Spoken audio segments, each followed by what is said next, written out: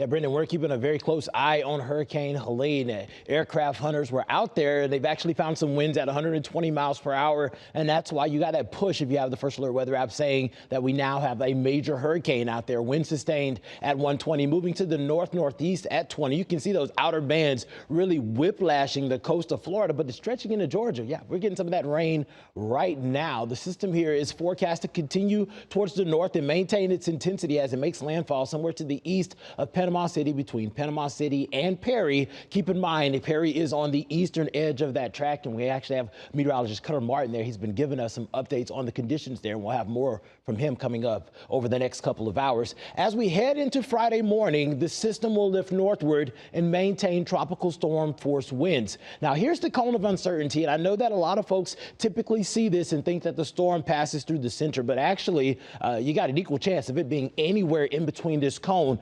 I'll be frank, we've been having a discussion in the First Alert Weather Center all day. A lot of the data that we've been seeing specifically over the course of the last 12 to 24 hours is suggesting that this center will actually be further east than the center. So do not be surprised if the National Hurricane Center shifts this cone further towards the east. That means that folks that are in Gainesville, Helene, Athens, Eatonton, you could be getting the brunt of this storm. So just prepare for it as if you are directly in the track of it, because that's actually what the data is suggesting for us. And we're going to keep this storm around as we head through early Friday morning, producing 40 to 70 miles per hour wind gusts at time. That's why the National Hurricane Center has issued a tropical storm warning for all of North Georgia, with the exception of the two counties down here that you see highlighted in red. That is a hurricane warning for 74 miles per hour or greater wind. So this is going to be a powerful storm, producing at least another 4 to 8 inches of widespread rain across the region. Those winds could cause trees to come down, which could lead to some power outages, and it could also just lead to a lot of delays getting to the grocery store, getting to work, getting to a loved one's house. So just be prepared for it. If you stay with us, we'll be streaming this if the power goes out, and you'll be able to know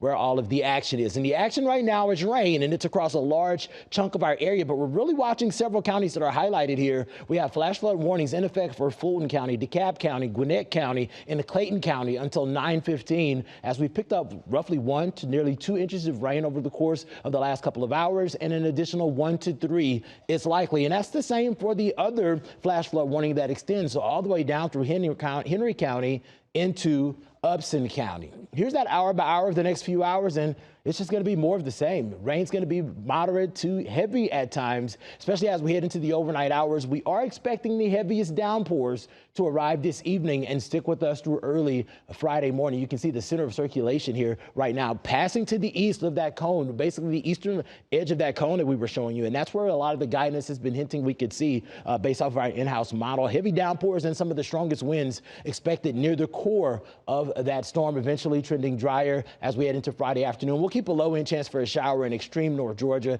eventually trending clear through the overnight. Widespread totals of at least 4 inches of rain across the region, on top of the 3 to nearly 5 that we've already seen in some places. Here's the hour-by-hour wind gusts for us here in Atlanta, and we do expect those peak wind gusts to happen after midnight through the very early morning hours. I know a lot of folks are trying to figure out if they're going to work. You're going to be dealing with this in the morning, so just plan accordingly. Here's how it looks for our region, and watch the eastern half, because that's where the guidance is hinting those stronger winds will be. 40, 50, 60 miles per hour wind gusts through the early morning hours. The winds really not letting up until we head later into the day. Those winds will come down to 20 to 25 miles per hour. So a First Alert Weather Day for the day for tomorrow morning, especially as we head into the 6, 7, 8 o'clock time frame where those winds and the rain will be an issue. We trend drier as we head into the weekend, and temperatures hover in the 80s through the middle of next week. And thank